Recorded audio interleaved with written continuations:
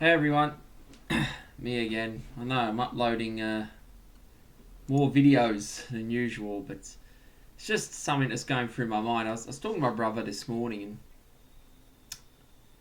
basically, I'm kind of surprised at how much.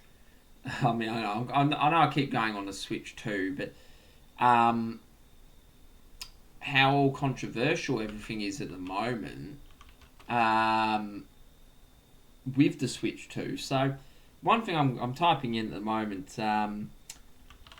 for Switch 2 comparison in relation to Cyberpunk.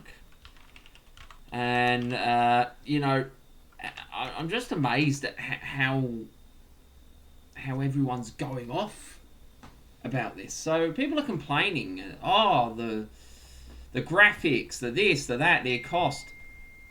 It's just really doesn't make sense to me. Look, I'll show you now. In Australia, 769 for the cart bundle. It's 699 for the base bundle. That's Australian dollars. And there's the rest of it, right? Now, if I go to quickly here, PlayStation, yeah? That's on special at the moment, 699, usually 725, and that's the disc with Astrobot. PlayStation has been out since 2020, okay? Now let's have a look at this, okay? I'm just going to mute it. So this is just a short comparison. So there's PS4 Pro, there's Switch 2. I mean, it's a different scene. But in reality, it looks on par with PS4 Pro. I mean, look, the PS4 Pro, don't get me wrong, it's a bit better, but it's not that worlds apart. And we're talking about a portable system. So this is where I'm confused with everyone at the moment and what's going on. I'm confused because people are going on about the price and how it looks. Well, what did we really expect? It's $750 Australian, of course, but it's playing comparable. Again, I'll show you. It's comparable to the PS4 Pro. I mean, look, don't get me wrong. I'm not going to say it's the PS4 Pro is worse because it isn't. It's quite clearly the better image overall. But in reality, I just don't. I really, really don't see the problems. Again, I'm not. Look, you can see. Yes, PS4 Pro is better, but it's portable. The system is portable, man. You don't get that with a PS4 Pro. You don't get it portable. And again, PS5. Yeah, it's of course, it's a way better looking system, but it's the same price, and again, it's not portable. That's the thing. This isn't portable. As much as the graphics are better, etc., etc., it's not portable.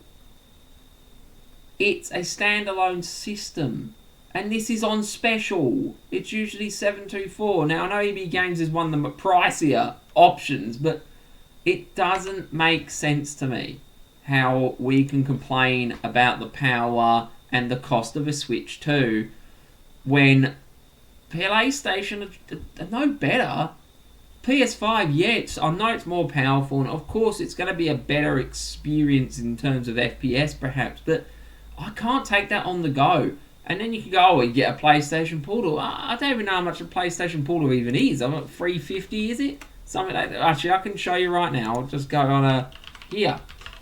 And so, if you want to get if you want that kind of experience, PlayStation Portal, there you go, $329. So you grab that in a PlayStation, you're already looking over, and that's on special, you're looking over $1,000. And this again isn't portable. It is, but you have to be a Wi-Fi network, and it's not from the hardware. So I don't know what we're expecting. I don't know why we're getting so many complaints about this. But from everything I can see and my experience over the years of gaming, really what you're getting for the price is very, very good. Yes, the games, I'm not going to lie, they're pricey. But, they'll go down like every other game. The Nintendo games never move, and that's been for the history of time. Nintendo games really have never gone cheap. But, for the price what you're getting, it's a pretty damn good deal overall. I understand some other countries are different, but I really don't think we can really be complaining about the graphical capabilities when it's nearly on par of a PS4 Pro. Really, you're getting the portability, you're getting obviously the dock, you're getting these Joy-Cons and all this stuff. You're getting a lot in the box, and really overall, I don't expect it to blow me out of the water, because the more powerful hardware, it just means the more battery it's going to soak up. It's already got 2 hours, 2 to 6 hours, depending on the game. If we had more powerful hardware, you get 30 minutes. Then what would people complain about? They go, oh great, it runs Cyberpunk at 60 FPS, but it lasts me half an hour.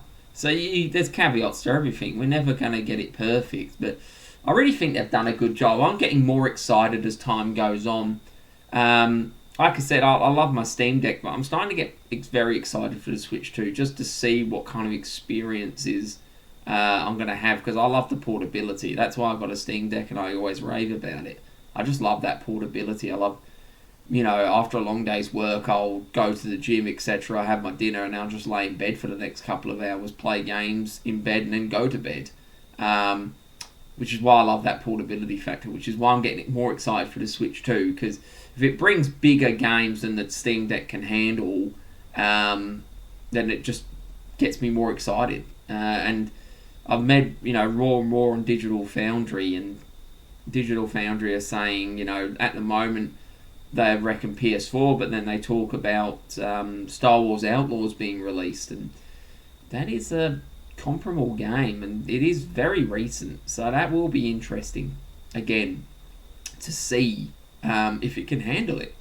If it can handle that well, and how they engineer it and develop it, well, man, there's really, at the moment, we're just scratching the surface. So, yeah, I know it's a stupid video to make. It was really kind of been annoying me, because I don't really know what people expected.